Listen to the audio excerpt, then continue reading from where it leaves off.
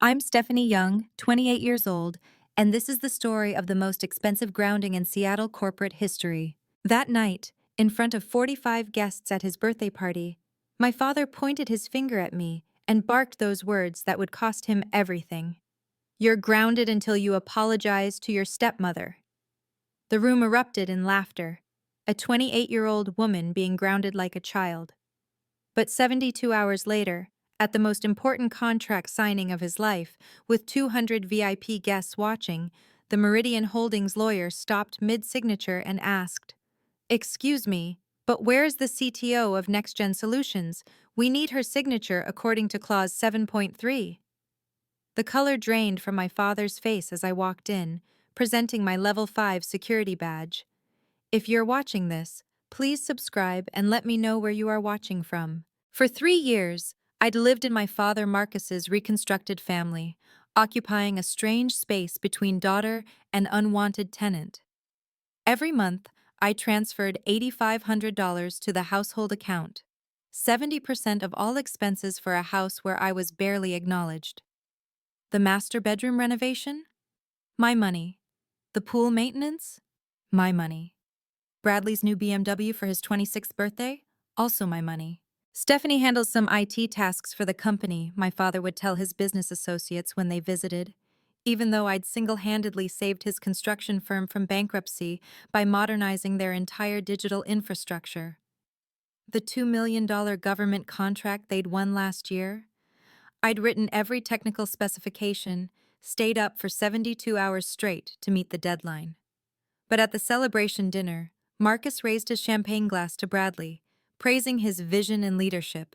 My stepmother, Veronica, had perfected the art of erasure. "Oh, Stephanie's around here somewhere," she'd say when guests asked about me, waving her manicured hand dismissively, a manicure I'd paid for naturally. "She's so quiet, you'd hardly know she exists, unlike Bradley, who's such a natural leader." The truth was, I made more money than I let them know. My official salary from IT support was modest, but the consulting work I did on weekends, the side projects they thought were just playing with computers, those had built something significant. Something they couldn't even imagine. Every morning I'd leave for what they assumed was my little tech job, my father's words, not mine.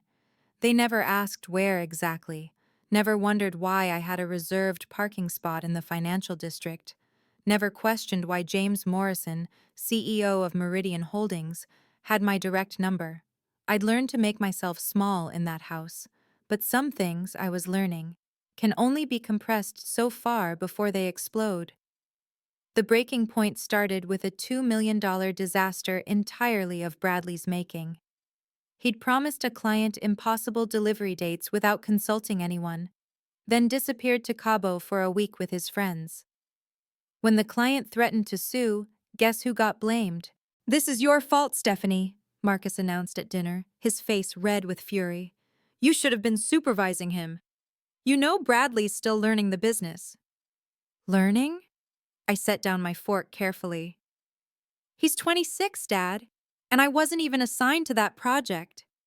Veronica's voice cut through like silk over steel. "Don't make excuses. Family supports family. Bradley was counting on you to have his back." The email arrived that evening. The client, Harrison Development, hadn't just complained. They'd specifically requested to work with me going forward, praising my exceptional problem-solving and professional integrity in cleaning up the mess. They wanted to expand their contract, but only if I personally managed it. I forwarded it to Marcus immediately. 20 minutes later, Veronica knocked on my door. "Delete that email," she said simply. "Bradley needs this win for his resume." "But it's addressed to me. What they want doesn't matter. What this family needs matters." She examined her nails, the ones from the $300 spa treatment I'd paid for last week. "Your father agrees. The email never happened." I watched her leave, my laptop still open to Harrison Development's glowing recommendation. With a few clicks, I forwarded it to my personal account, then to my lawyer Sarah Coleman with a simple note. Document number 1. That email would never reach my father's inbox. But it would resurface eventually, in a room full of witnesses, when the stakes were infinitely higher. My weekends had become sacred territory, though my family never questioned why. Stephanie's doing her computer things, Veronica would explain to anyone who asked, making typing motions with her fingers like I was playing a video game. If they'd bothered to track my location, they'd have found me 20 floors up in the Rainier Tower, in an office with my name on the door. My real office, not the converted storage room Marcus had generously given me at his company.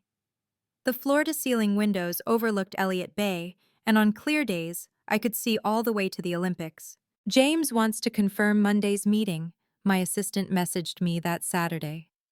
James Morrison, whom my family thought was just someone from my old job who occasionally called.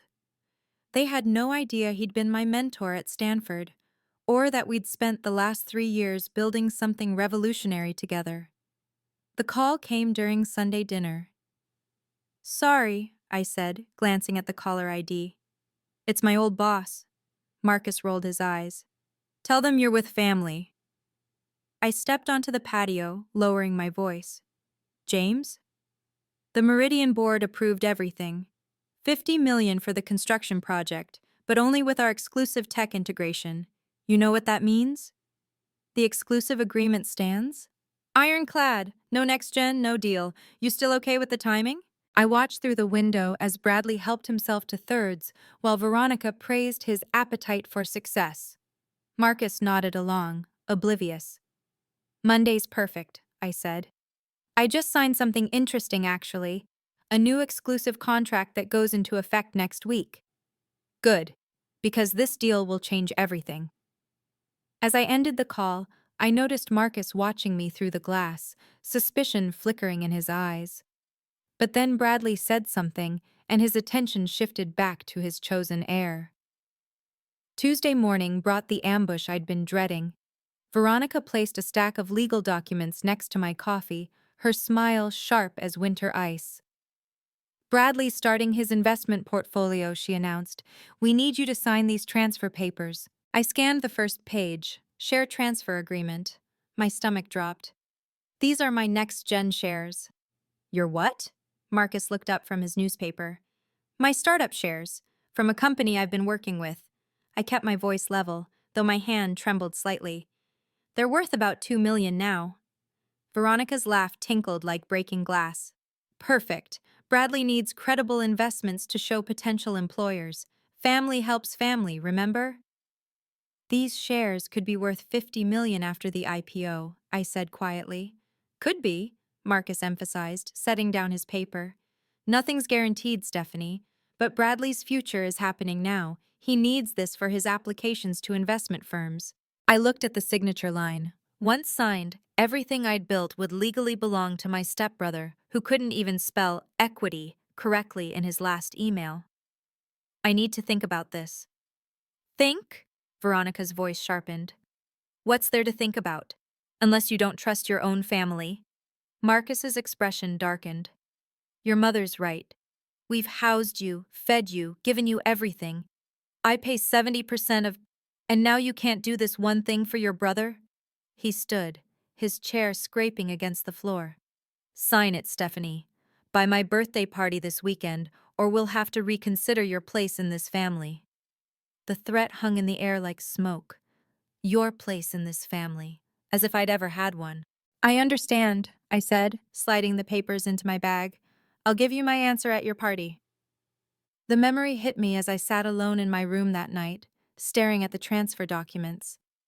5 years ago, right after Mom died, Dad had held my hand in the hospital parking lot. "It's just us now, sweetheart," he'd said, tears streaming down his face. "But I promise you, I will always be in your corner. Always. Even if the whole world turns against you, you'll have me."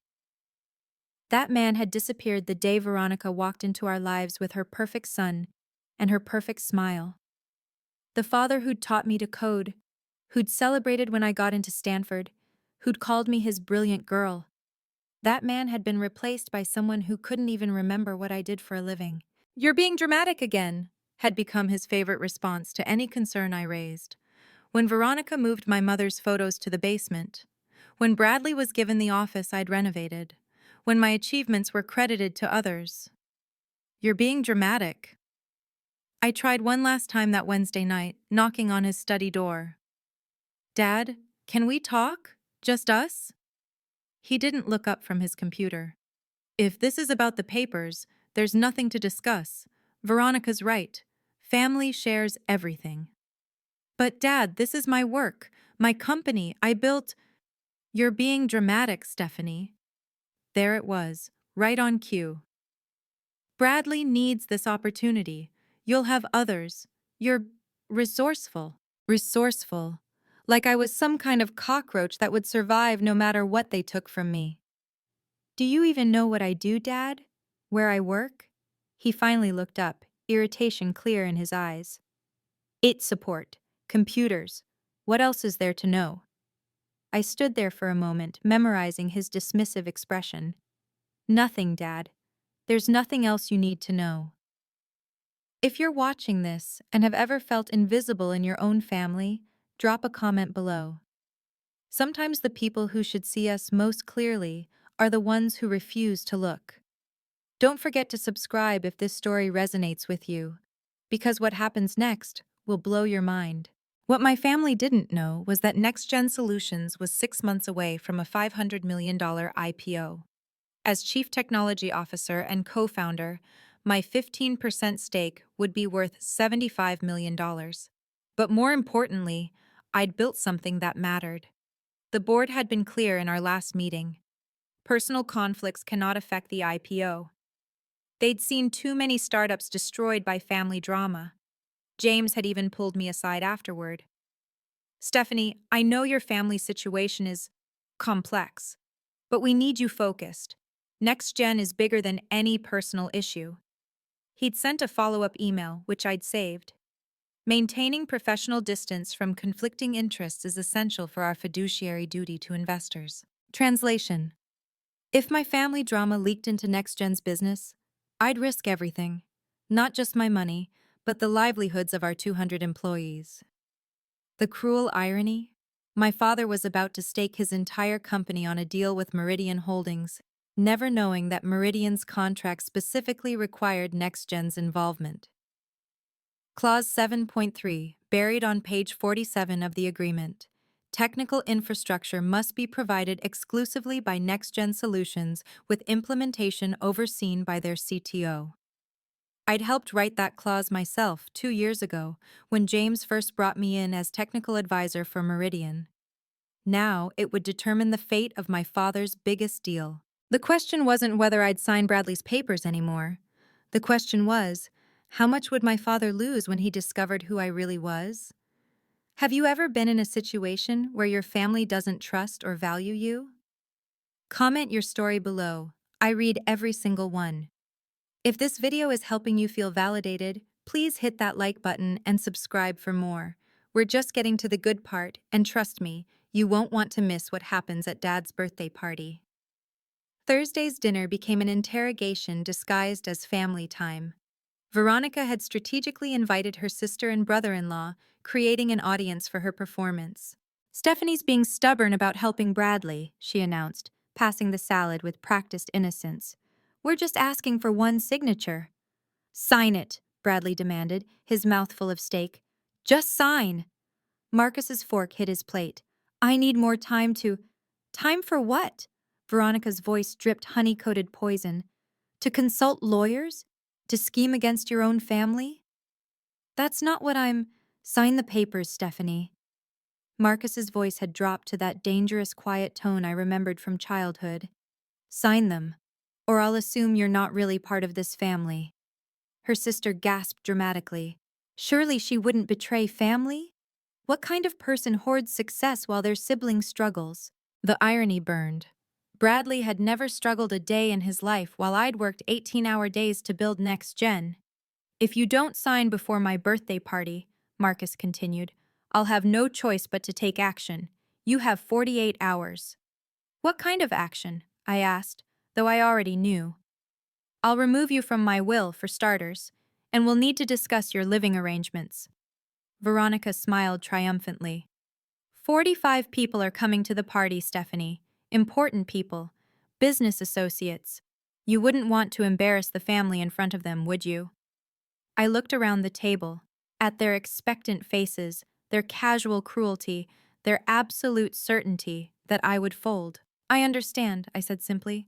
48 hours. As I left the table, I heard Veronica whisper to her sister, "She'll sign. She has nowhere else to go." If only they knew I'd already gone, 3 years ago. My hands shook as I called Sarah Coleman from my car, parked 3 blocks from the house where I no longer felt safe. "Sarah, I need you to review these transfer documents, tonight. Send them over." Her voice was calm, professional, a lifeline in the chaos. 20 minutes later, she called back. "Stephanie, these documents are problematic.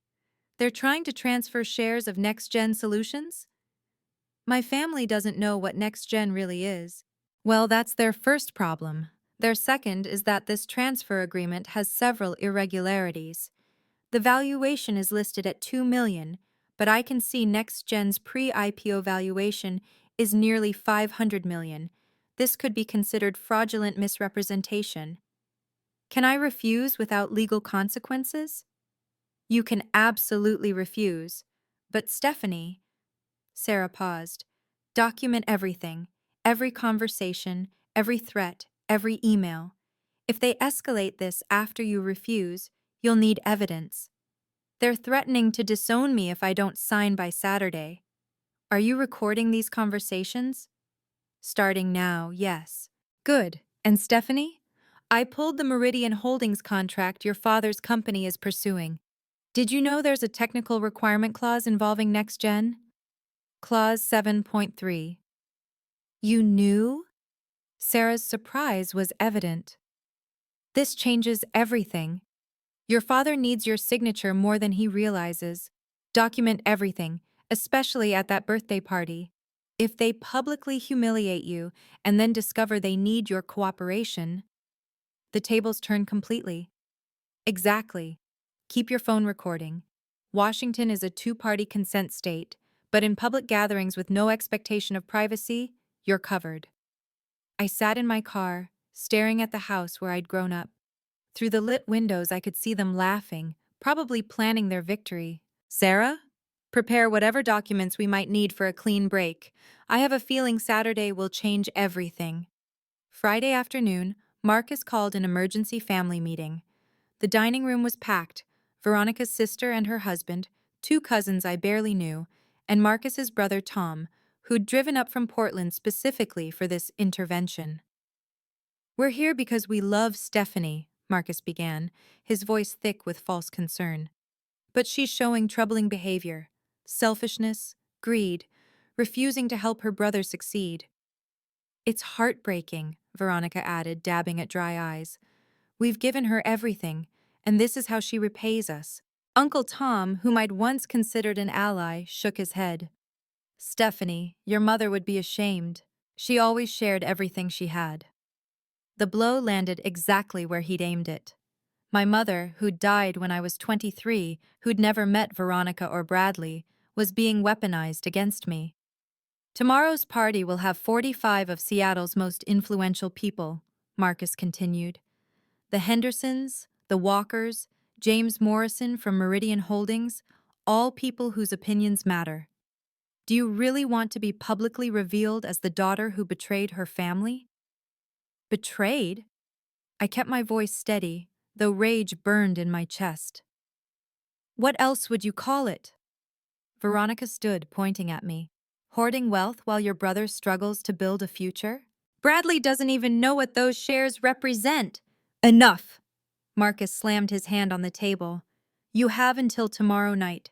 Sign the papers at my party, in front of everyone, showing this family is united, or I'll announce that you're no longer my daughter." The room fell silent. The ultimatum hung between us like a blade. "I understand," I said, standing slowly. "Tomorrow night, everyone will know exactly where I stand." Marcus smiled, thinking he'd won. He had no idea he'd just scheduled his own professional funeral. Saturday morning, I overheard the conversation that sealed their fate. Marcus was in his study on speakerphone, boasting to someone about the Meridian deal. 50 million, Tom. 50 million. Biggest deal in company history. We signed Monday at the Four Seasons. You sure everything's lined up? Tom's voice crackled through the speaker. Everything's perfect. Even got their technical requirements sorted. Some startup called NextGen, but my guy knows someone there. It's handled. I froze in the hallway. His guy knew someone? Marcus had no idea that someone was standing 10 feet away. James Morrison personally called to confirm, Marcus continued. Said as long as we have the tech partner locked down, we're golden. Something about an exclusive agreement. Clause 7 something. 7.3, I whispered to myself. The signing ceremony will be huge. 200 guests, full media coverage, live stream for investors. This deal makes us players, Tom. Real players. Through the cracked door, I could see the contract draft on his desk. The same one I'd photographed Thursday night, where Clause 7.3 clearly stated, technical infrastructure must be provided exclusively by NextGen Solutions, with implementation overseen by their CTO. Marcus ended the call and noticed me in the doorway. Eavesdropping? Just passing by. Big deal on Monday? The biggest. His chest puffed with pride. While you're playing with your little computer job, I'm building an empire. Maybe if you showed more ambition like this, instead of selfishness, Bradley wouldn't need your shares. Right, I said quietly. Your empire. He turned back to his papers, dismissing me. On his desk, next to the Meridian contract, was a printed email from James Morrison. The subject line was partially visible. RE, NextGen Solutions integration confirmed for Monday. If only he'd read the signature line at the bottom of James's emails. CC S. Young, CTO, NextGen Solutions. My phone buzzed as I finished packing my room. James Morrison calling. Stephanie, about Monday's signing. I need to step outside, I said quickly, seeing Veronica hovering nearby. Once on the patio, I lowered my voice. James, what's going on? Just confirming you'll be there. The board wants the CTO present for something this big. Clause 7.3 is ironclad. Without your signature, the deal's dead. My father has no idea who I am at NextGen. Still, Stephanie, he's about to find out in the most public way possible. Are you okay with that? I watched through the window as Marcus showed Bradley something on his laptop, probably the Meridian contract, teaching his chosen heir about real business. Actually, James, it's perfect timing. Can you make sure the lawyers emphasize the exclusive agreement? Maybe have the notarized copy ready? Already done, the one we signed 2 years ago, making NextGen the sole technical provider for all Meridian construction projects. Your idea, if I recall.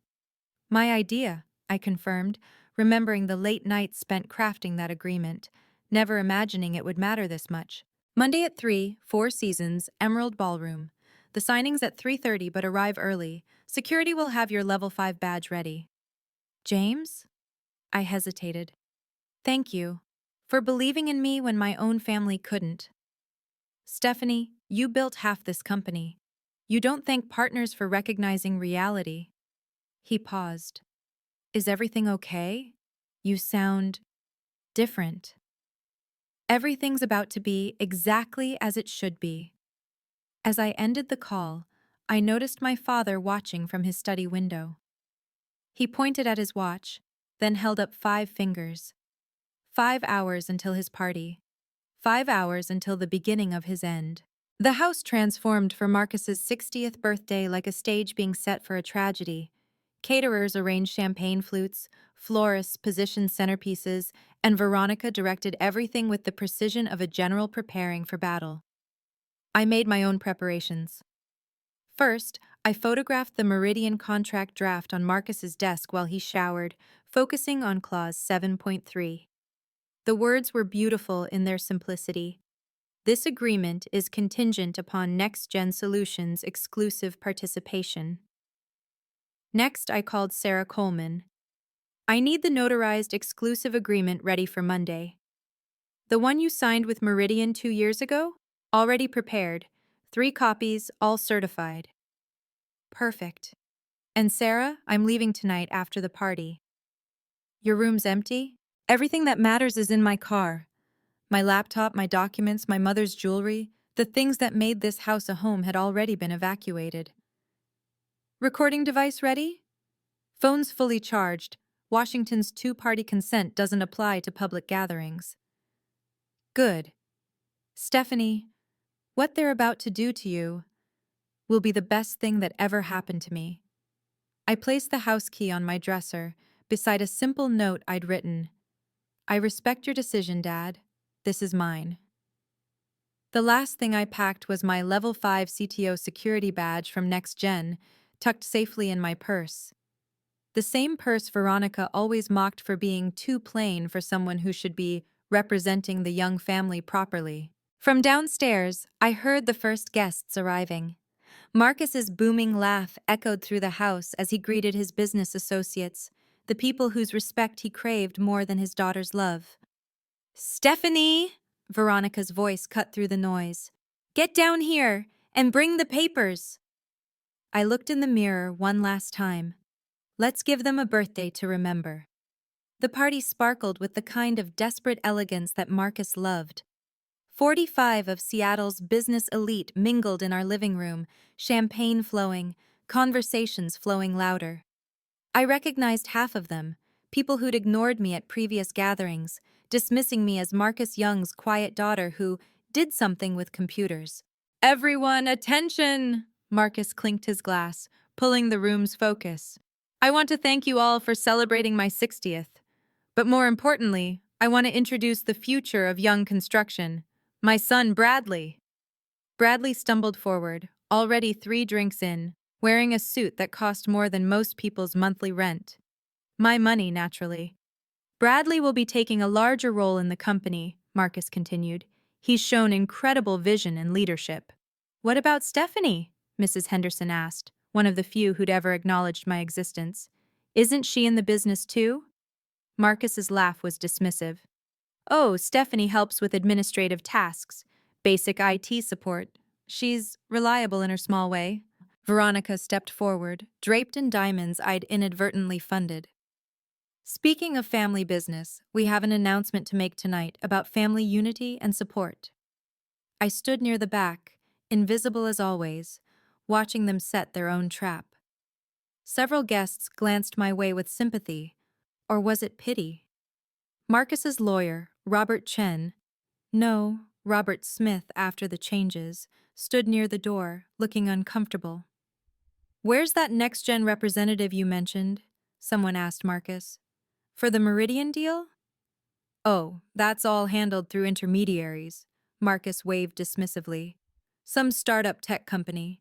They're lucky to be involved with a project this significant. If only he knew that some startup was valued at $500 million, and its CTO was standing 15 feet away, holding a glass of champagne she wouldn't drink. Before we continue celebrating, Veronica announced, her voice cutting through the chatter, we have a small family matter to address. Stephanie, sweetheart, would you come up here? Every eye turned to me. I walked forward slowly, my phone recording in my pocket. As you all know, Veronica continued, family is everything to the Youngs. Supporting each other, sharing success, lifting each other up. That's why we're so proud that Stephanie has agreed to help launch Bradley's investment career. I haven't agreed to anything, I said clearly. The room went quiet. Veronica's smile flickered, but held. Don't be shy, dear. Tell everyone how you're transferring your shares to help your brother. I'm not transferring anything. Marcus's face flushed red. Stephanie, we discussed this. You demanded it. There's a difference. This is embarrassing, someone whispered. You're right, I said, turning to face the crowd.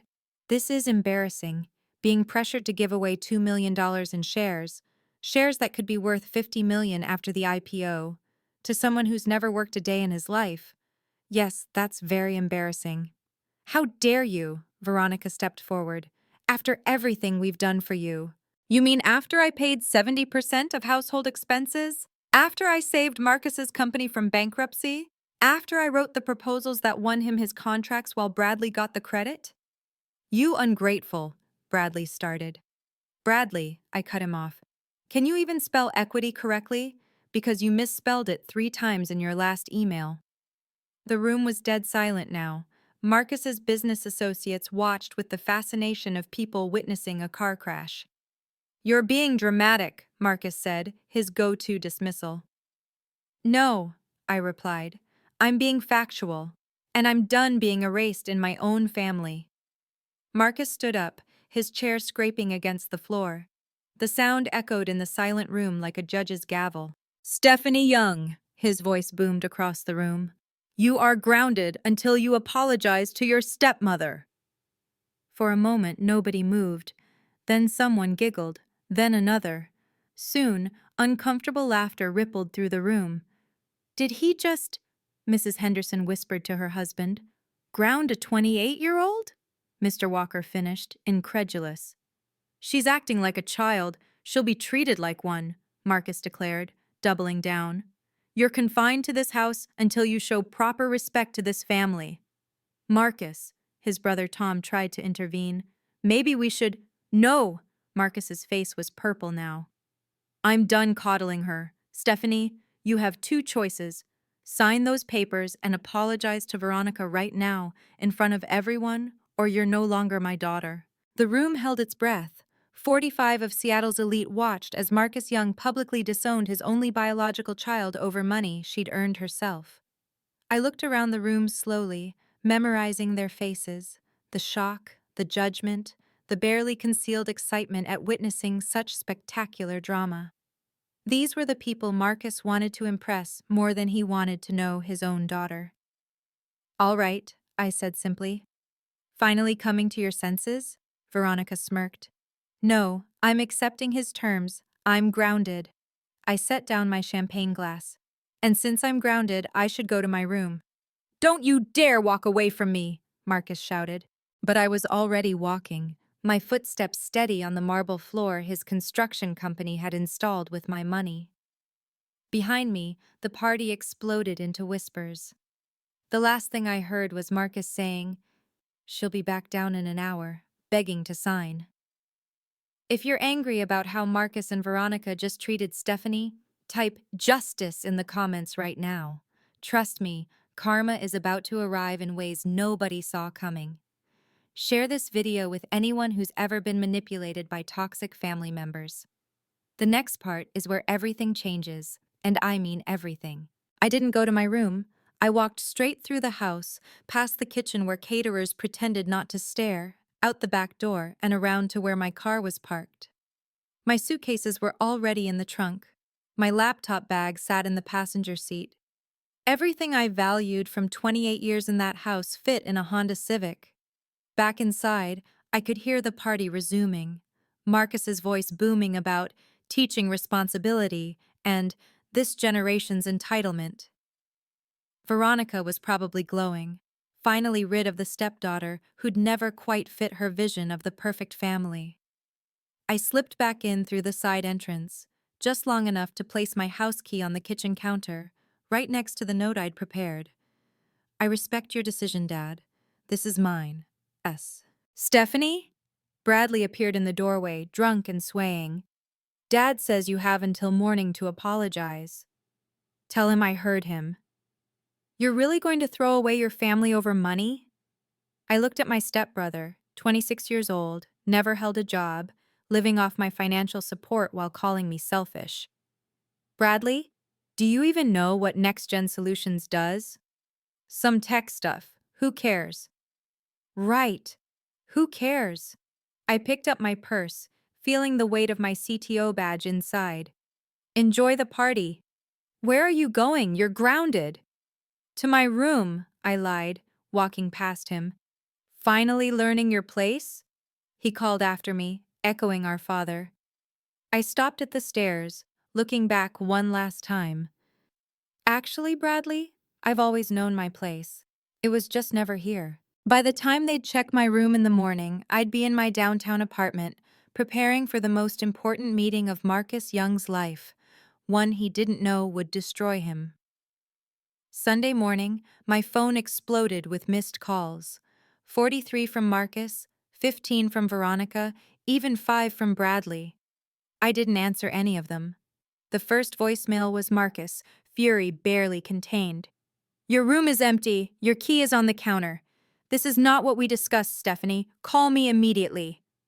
The fifth was Veronica, fake concern dripping. "Sweetie, we're worried. This isn't like you. Just come home and we can work this out." The 10th was Marcus again, now panicked. "Stephanie, Sarah Coleman just called. She says she represents you. What's going on? Call me back." But it was the 20th message that made me smile. Marcus, his voice different, smaller somehow. "Mr. Morrison from Meridian called about tomorrow's signing. He asked if you'd be there." Why would he ask that? "Stephanie, what did you do?" I texted Sarah. "They found the empty room." Her response was immediate. "Marcus called 3 times. I told him I'm your attorney and all communication goes through me now. He actually asked if you were having a mental breakdown." "What did you tell him?"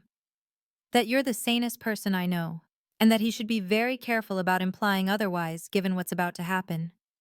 "Did you mention Monday?" "Only that you have a prior professional commitment you intend to honor." I spent Sunday in my real home, the downtown apartment they never knew existed.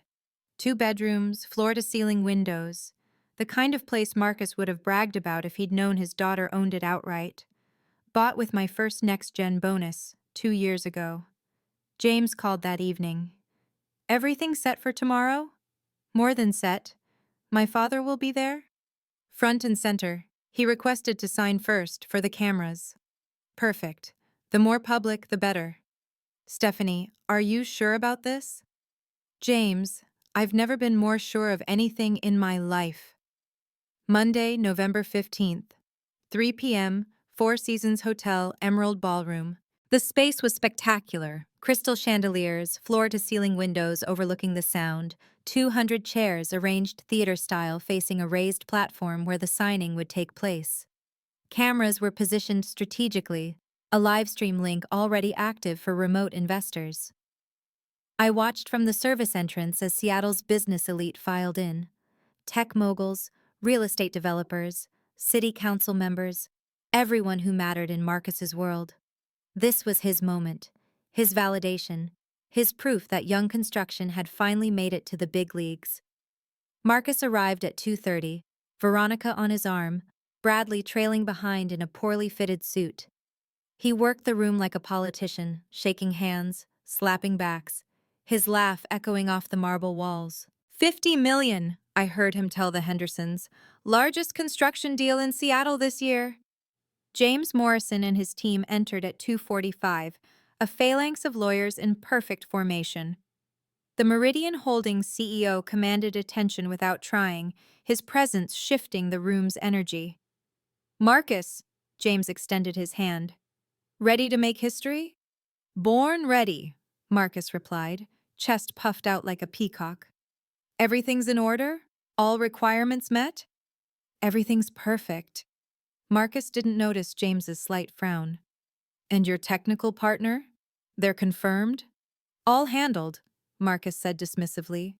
"Some startup, but my people know their people." James's lawyer leaned in, whispering something. James nodded, his expression unreadable. "Well then," James said, "shall we begin?" They moved to the platform. Marcus took his position at the signing table, pen in hand, cameras flashing. This was his dream realized, the moment he'd worked toward for 20 years. He had no idea he was about to lose it all because he'd grounded the wrong daughter.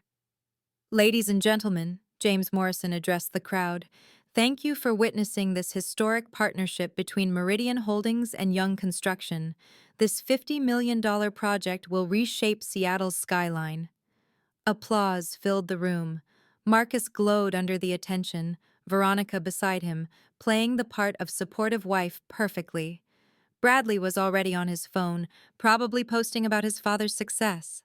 "Before we sign," James continued, Let me emphasize that this deal represents not just construction excellence, but technological innovation. Our exclusive partnership with NextGen Solutions ensures this project will set new industry standards. Marcus nodded enthusiastically, having no idea what that actually meant. The lawyers presented the contracts. 3 copies, pristine white pages with neat black text. Marcus picked up his Mont Blanc pen, a gift from Veronica, bought with my money, and prepared for his moment of triumph. Mr. Young, if you'll sign here, the lawyer indicated. Marcus signed with a flourish. 1 copy, 2 copies. As he reached for the third, wait, Meridian's head lawyer, a sharp-eyed woman named Patricia Coleman after our adjustments, held up her hand. We need to verify Clause 7.3 compliance first. Clause 7.3? Marcus's pen hovered. The NextGen Solutions exclusive agreement. We need their CTO's signature before this contract is valid. The room murmured. Marcus's smile faltered slightly. That's just a formality. My people have been in touch with their people. It's not a formality, Patricia said firmly. It's a legal requirement. Without Stephanie Young's signature, this contract is void. The room went silent. Marcus's face went white. Who? Stephanie Young, Chief Technology Officer of NextGen Solutions. She needs to be here now. Every head in the room turned toward Marcus. 200 of Seattle's most influential people watched his confusion transform into horror. There must be some mistake, Marcus stammered, his voice cracking. Stephanie is my daughter. She works in IT support. She can't be. The ballroom doors opened. I walked in wearing my best power suit, the one I'd bought for NextGen board meetings, not family dinners. My level 5 security badge hung visibly from my lapel. Every step was measured, confident, the walk of someone who belonged in rooms like this. Good afternoon, Mr. Morrison, I said, shaking James's hand. Sorry I'm late. Traffic from the NextGen offices was terrible. Stephanie? Marcus's voice was barely a whisper. I turned to face my father. The man who'd grounded me 60 hours ago for refusing to give away my shares. The man who'd called me dramatic, selfish, ungrateful. Hello, Dad. I heard you need my signature. You're the CTO? Veronica had gone pale, her perfect composure cracking. For 3 years now. I pulled out my business card, placing it on the signing table. Co-founder, actually. James and I built NextGen together. The room erupted in whispers. Phones appeared, people Googling frantically. Within seconds, they found it. My LinkedIn, my Forbes features, the TechCrunch articles about NextGen's revolutionary platform. But you said you worked in IT support, Bradley blurted out. No, I corrected. Dad said I worked in IT support. He never asked what I actually did. I reached into my briefcase, pulling out the notarized exclusive agreement. This is the contract between NextGen and Meridian, signed 2 years ago. I'm the only person authorized to approve our involvement in Meridian projects. Marcus stared at the document, then at me, then back at the document. His $50 million deal, his moment of triumph, his entire future, all of it depended on the daughter he'd just publicly humiliated and disowned. Show them the documentation, James said calmly. I laid everything out on the table, each piece of evidence landing like a hammer blow. My CTO security badge, level 5, the highest clearance at NextGen. The original incorporation documents showing me as co-founder with 30% initial equity, now diluted to 15% worth $75 million at current valuation. The notarized exclusive agreement with Meridian, dated 2 years ago, requiring my personal approval for any construction project integration. Email threads between James and me, discussing the technical requirements for Marcus's project, dated weeks before today. This can't be real, Marcus muttered, shuffling through the papers. It's all real, Mr. Young, Patricia Coleman confirmed. We've verified everything. Your daughter is one of the most successful CTOs in Seattle. NextGen's platform is why Meridian chose your company. It was the only way to access their technology. But she never said anything. Veronica's voice pitched high with panic. I tried to tell you Saturday night, I said evenly. You were too busy demanding I give my shares to Bradley to listen. Someone in the crowd gasped. The Henderson family, who'd witnessed Saturday's debacle, were whispering furiously. The story was spreading through the room like wildfire. Marcus Young had grounded his adult daughter for refusing to give away shares in a company worth $500 million.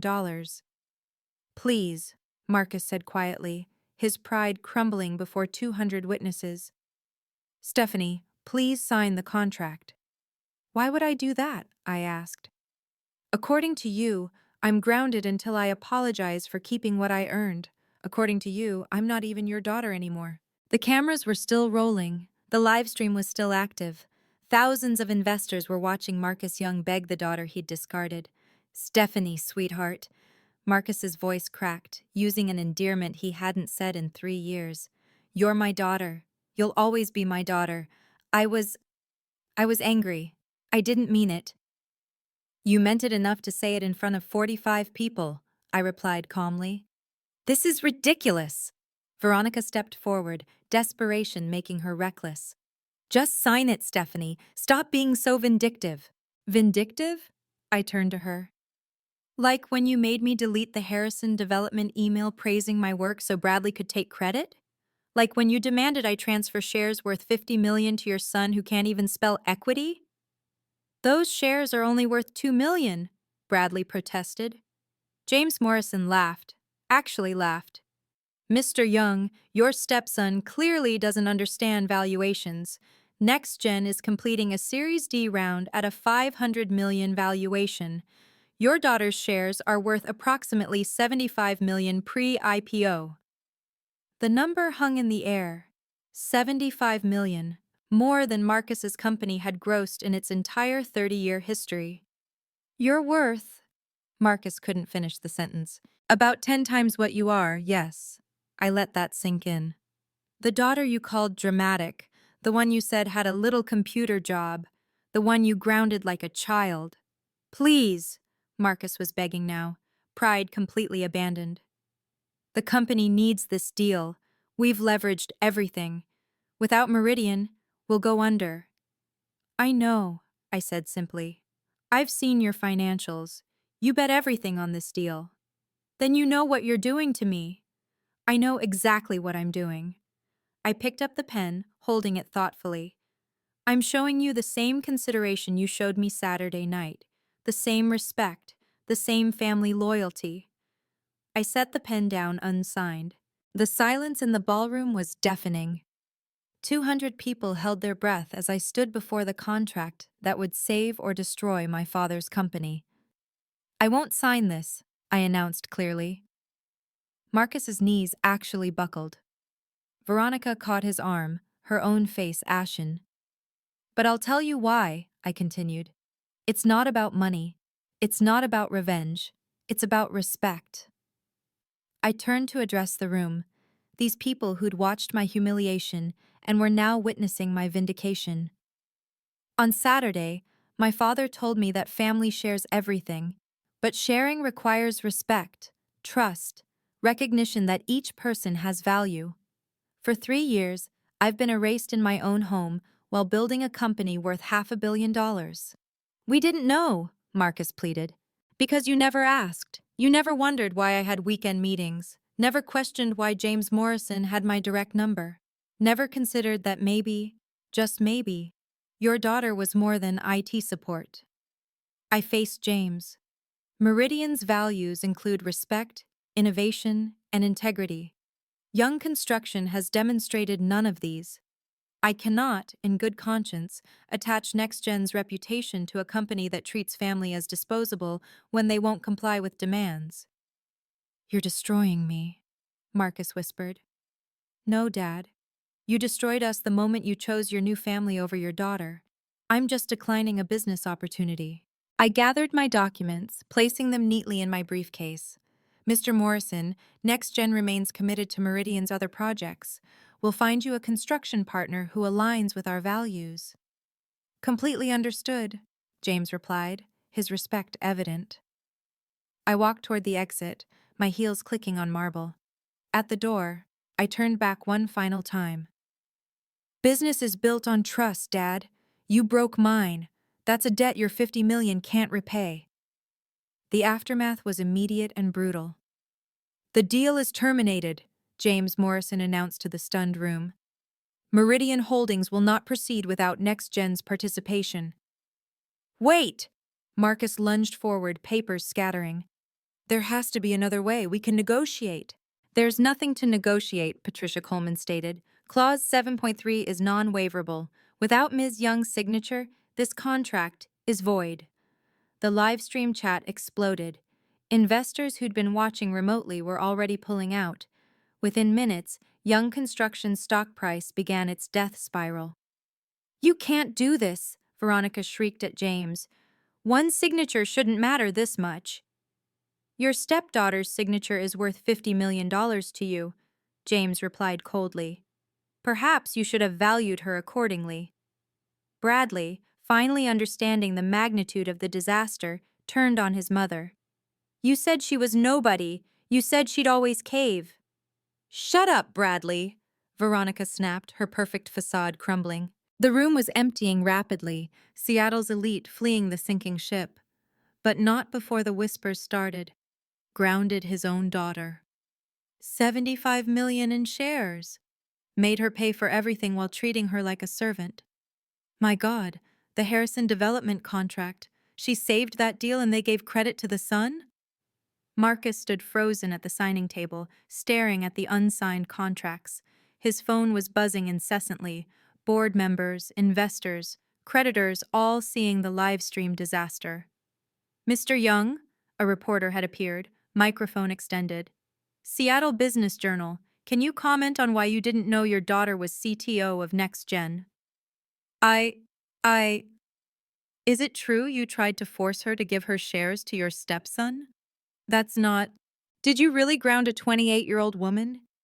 The questions came like bullets, each one finding its mark.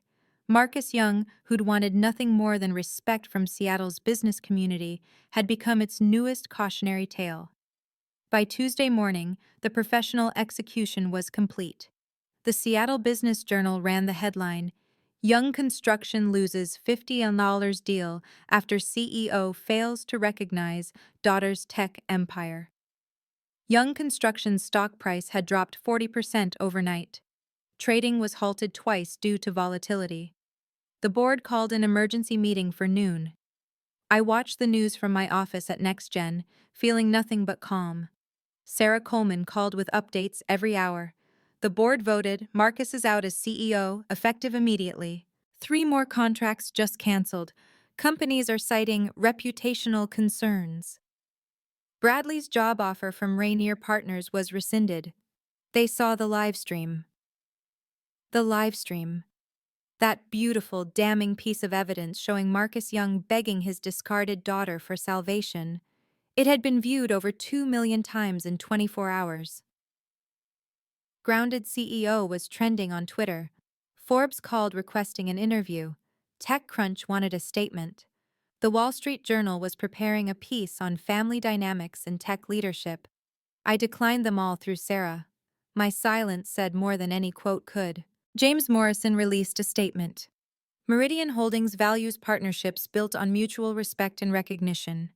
We look forward to working with construction firms that share these values. Translation: anyone who treated their people like Marcus treated me would never see Meridian money. By Thursday, the numbers were in. Young Construction market cap, down 200 million. Cancelled contracts, 6 major projects. Board confidence vote, 12-2 against Marcus. Time from signing ceremony to termination, 48 hours. Marcus Young, who'd spent 30 years building his company, had destroyed it in a single weekend by grounding the wrong person. How does it feel? Sarah asked during our afternoon call. Like justice, I replied, served with a full audit trail. The personal fallout was even more spectacular than the professional collapse. Veronica filed for divorce on Friday, less than a week after the signing ceremony disaster. Her lawyer's statement to the press was carefully crafted. Mrs. Young was deliberately misled about the family's financial situation and excluded from major decisions affecting household assets. Translation: she was abandoning the sinking ship and grabbing whatever wasn't nailed down. She's claiming I hid assets from her, Marcus told his brother Tom, who told his wife, who told everyone at her book club. She wants half of everything, plus alimony. The irony was delicious. Veronica, who'd orchestrated the campaign to steal my shares, was now claiming she'd been cheated out of her fair share. Bradley's fall was equally swift. Without his mother's protection or my financial support, reality hit hard.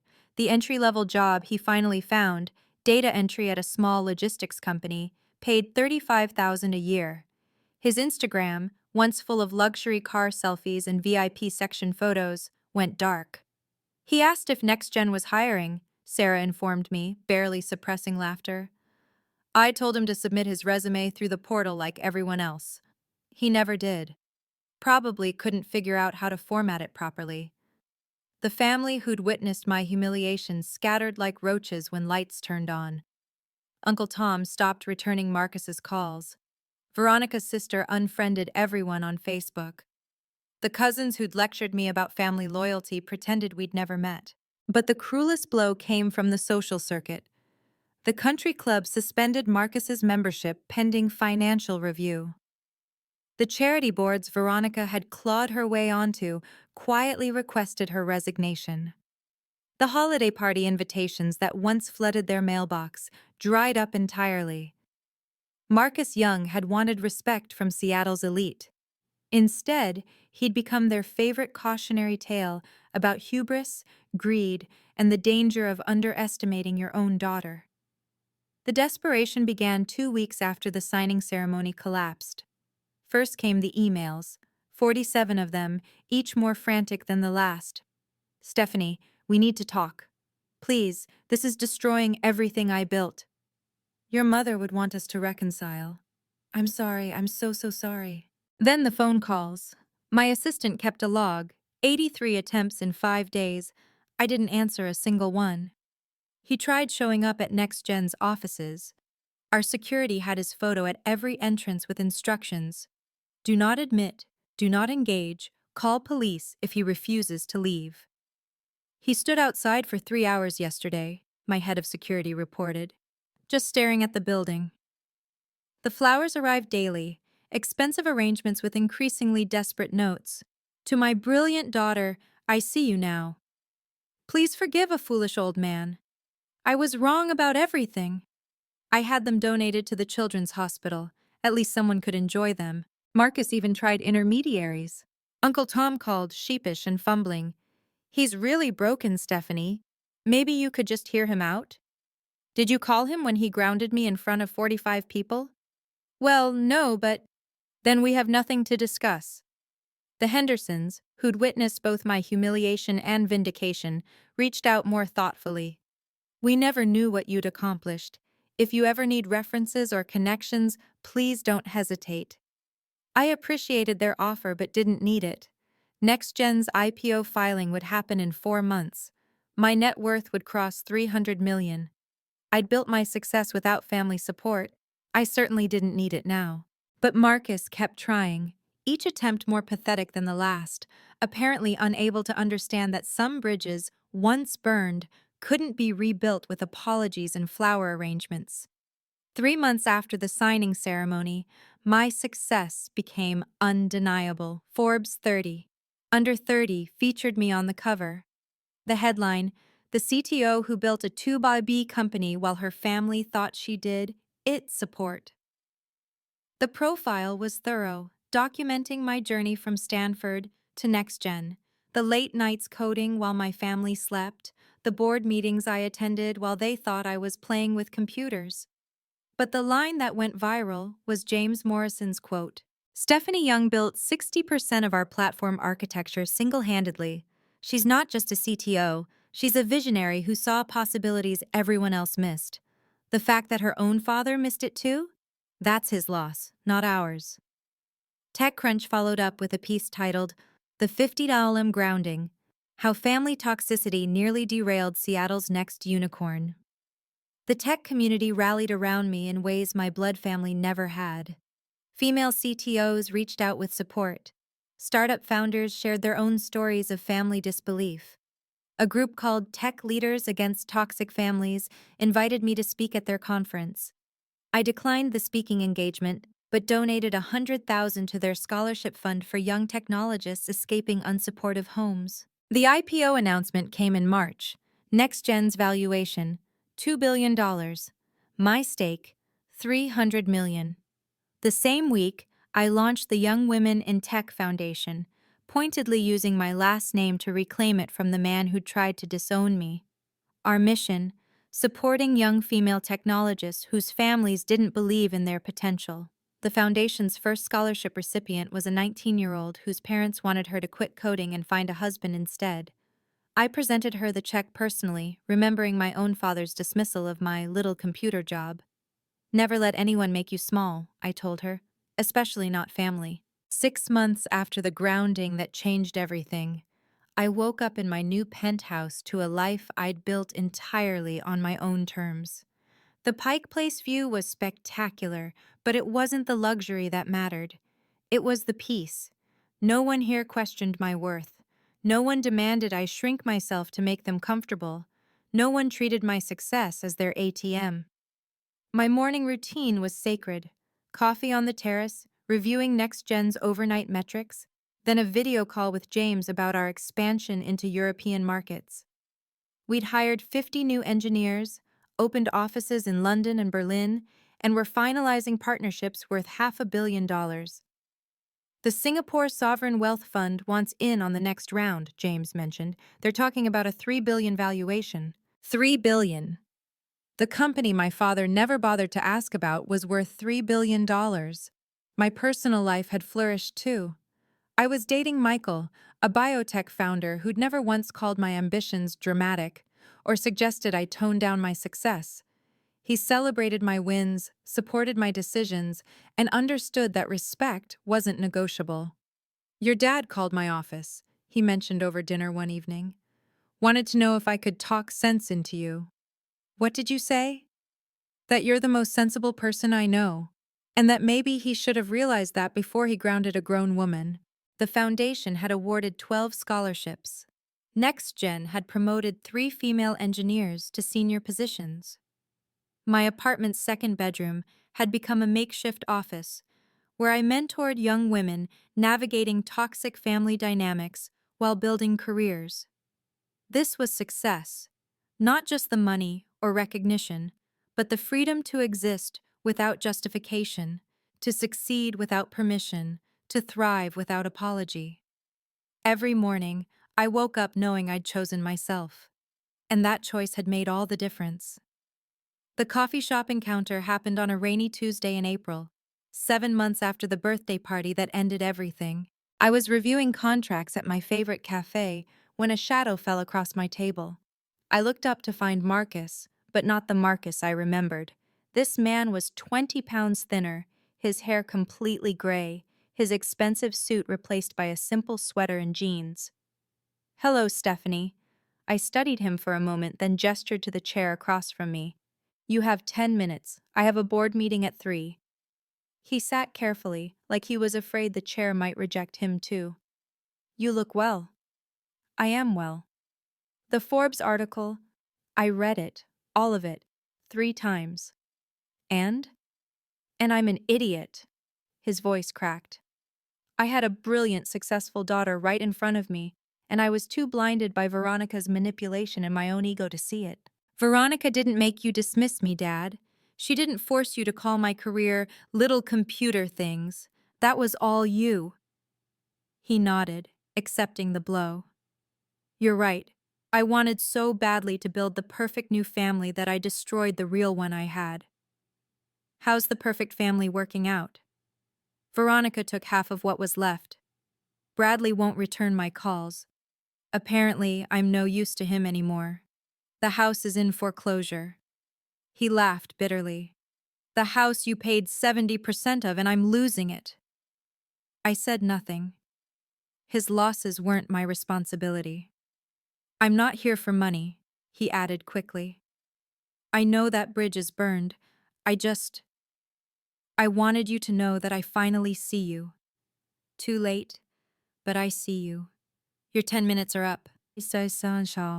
Marcus started to stand, then stopped. Could we. Could we maybe try again? Not as financial partners, not as anything except father and daughter?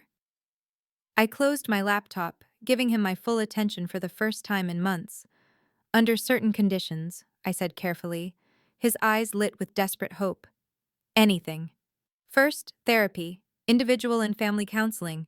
You need to understand why you were so quick to erase me for your new family. I've actually started. Dr. Martinez, twice a week. That surprised me. Second, no business together. Ever. You don't get to profit from my success after dismissing it for years. Understood. Third, you acknowledge what happened, publicly if asked. No rewriting history, no minimizing, no misunderstandings. You grounded your 28-year-old daughter for not giving away $75 million in assets. You own that. He flinched but nodded. Fourth, respect is non-negotiable. One comment about me being dramatic, one suggestion that I'm overreacting, one attempt to guilt me about family loyalty, and we're done. Permanently. I accept all of it. Fifth, this isn't a reunion. It's a possibility. We start with coffee once a month. Public places only. You earn trust back slowly, if at all. Coffee once a month, he repeated. I can do that. I stood gathering my things. Next month. First Tuesday. Same place, same time. Don't be late. Stephanie? He called as I reached the door. What you built, next gen? It's extraordinary. You're extraordinary. I know, I replied simply. I always was. You just finally noticed. As I walked to my car, I felt lighter. Not because I'd forgiven him, forgiveness would take years, if it came at all, but because I'd set boundaries clear as code, respect me or lose me. This time he knew I meant it. Looking back now, I realize that being grounded at 28 was the greatest gift my father ever gave me, though not in the way he intended. That humiliation in front of 45 witnesses wasn't just a breaking point, it was a liberation. For 3 years, I'd made myself smaller to fit into their narrative. I'd hidden my success, downplayed my achievements, and paid for the privilege of being ignored. The grounding freed me from the exhausting performance of being less than I was. Sometimes losing family means gaining yourself. The price of their acceptance had been my invisibility. The cost of their love was my self-worth. When Marcus grounded me, he thought he was putting me in my place. Instead, he released me to claim my actual place, at the head of tables he could never afford to sit at. Success, I learned, is the best revenge. Not because it hurts those who hurt you, but because it proves they were wrong about your worth. Every milestone Next Gen hit, every award I received, every young woman our foundation supported was evidence that their dismissal of me was their failure, not mine. But the most valuable lesson was about boundaries. Family doesn't grant unlimited access to your life, your money, or your achievements. Blood relation isn't a blank check for disrespect. No is a complete sentence, even, especially, to parents who believe their children owe them everything. My mother used to say, when people show you who they are, believe them. Marcus showed me who he was that night at his birthday party. Veronica revealed herself with every manipulative demand. Bradley demonstrated his character by taking credit for my work. I believed them, and then I chose to believe in myself more. Grounding me was supposed to break my spirit. Instead, it gave me wings. If you've made it this far in my story, you probably recognize something familiar in it. Maybe you're the overlooked daughter whose brothers get all the credit, the son whose parents call your dreams impractical, the spouse whose partner diminishes your career as a hobby. Here's what I need you to know. Your value doesn't depend on their validation. Document everything when dealing with toxic people. Save emails, record conversations where legally allowed, keep receipts. Not for revenge, but for protection when they try to rewrite history. It's okay to choose yourself. You don't owe anyone access to your success, especially those who doubted you'd achieve it. Family isn't a free pass to your bank account, your connections, or your emotional energy. Sometimes the family you choose, mentors like James, lawyers like Sarah, partners who see your worth, matters more than the family you're born into. Build your chosen family with the same intention you'd build a company, carefully, with people who add value and respect your boundaries. And remember, you're not dramatic for having standards. You're not selfish for protecting what you've earned. You're not ungrateful for refusing to be diminished. 3 years ago, I was paying 70% of expenses in a house where I was invisible. Today, I'm running a $3 billion company and helping young women escape similar situations. The difference? I stopped waiting for permission to be myself. My name is Stephanie Young. Yes, I kept the last name. Not for the man who tried to disown me, but to remind myself that I can transform any legacy, even a painful one, into power. You deserve respect. You deserve recognition. You deserve to be seen for who you really are. And if they can't see you, build something so bright they'll need sunglasses to look at you. Family isn't always forever. But self-respect? That's non-negotiable. If this story resonated with you, please share it with anyone struggling with toxic family dynamics. Subscribe for more stories about people who chose themselves and thrived. Comment boundaries below if you believe respect is non-negotiable, even with family. I'm Stephanie, and remember, you deserve to be valued for who you are, not who they want you to be.